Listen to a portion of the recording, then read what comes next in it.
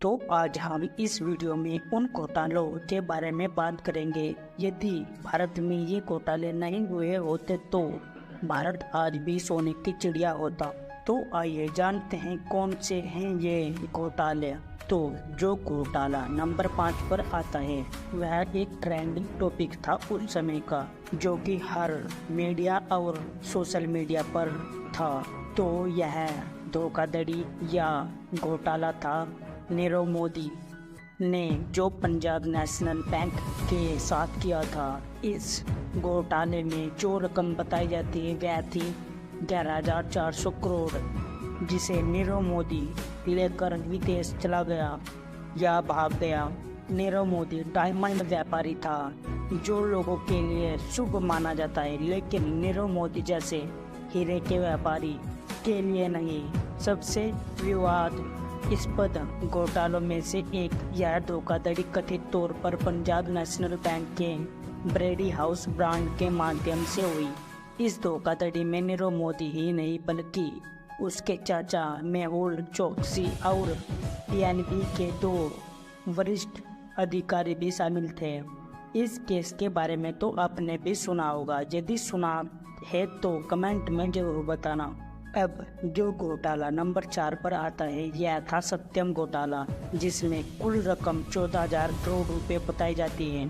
सत्यम घोटाला भारतीय कॉरपोरेट उद्योग में अब तक का सबसे बड़ा घोटाला है।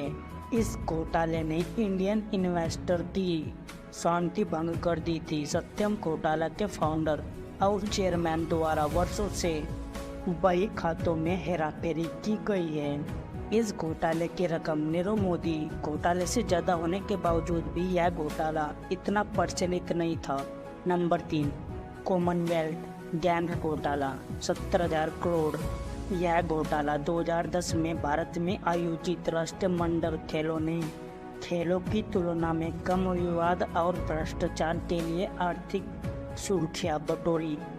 पूरा इवेंट आपराधिक साजिश, धोखाधड़ी, जालसाजी के आरोपी से भरा हुआ था और कॉमनवेल्थ गेम्स 2010 के अध्यक्ष सुरेश कलमाडी पर भ्रष्टाचार और कदाचार का आरोप लगाया गया था। यह भी बताया जाता है कि अधिकारियों द्वारा आवंटित आवास के बजाय भारतीय एथलीटों को टेरिबल कंडीशन में रहने के लिए मजबूर किया गया था। नंबर 2 अब हजारों में नहीं अब लाखों में बात आ चुकी है। तो यह घोटाला 2G स्पेक्ट्रम घोटाला था। 2008 में सरकार उस समय जांच के दायरे में आई जब यह आरोप लगाया गया कि उन्होंने 2G स्पेक्ट्रम सदस्यता बनाने के लिए उपयोग किए जाने वाले फ्रीक्वेंसी इलेक्शंस लाइसेंस के लिए मोबाइल टेलीफोन कंपनियों से कम शुल्क लिया है। इस कंट्रोवर्सी में पूर्व दूरसंचार मंत्री ए राजा भी शामिल थे।